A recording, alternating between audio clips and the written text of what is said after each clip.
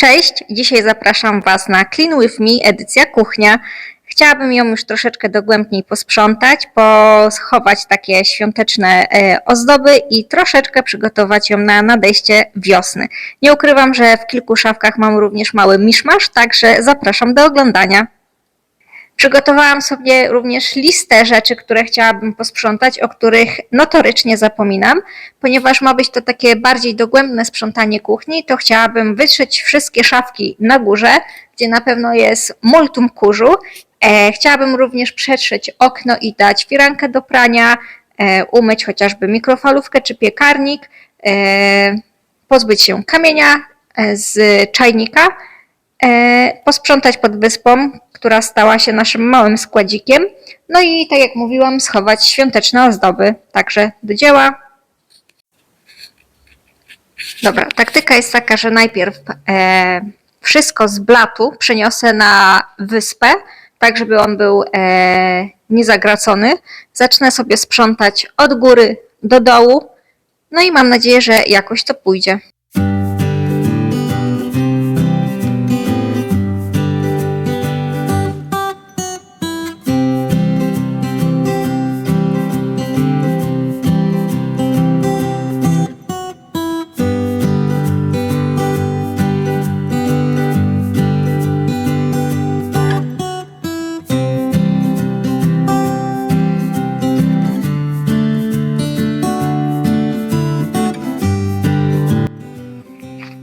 Przetrę sobie blat na początek, żeby nie roznosić tego brudu, który jest tu widoczny.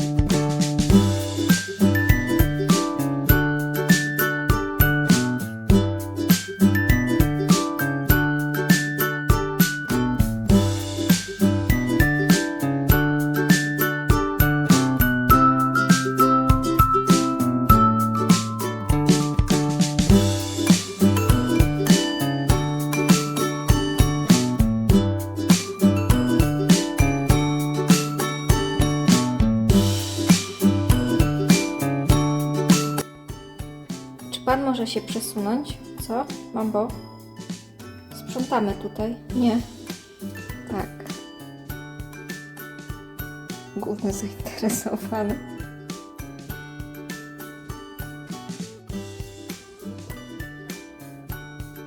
Dobrze, więc do czyszczenia mikrofalówki zrobię swoją miksturę, troszkę wody.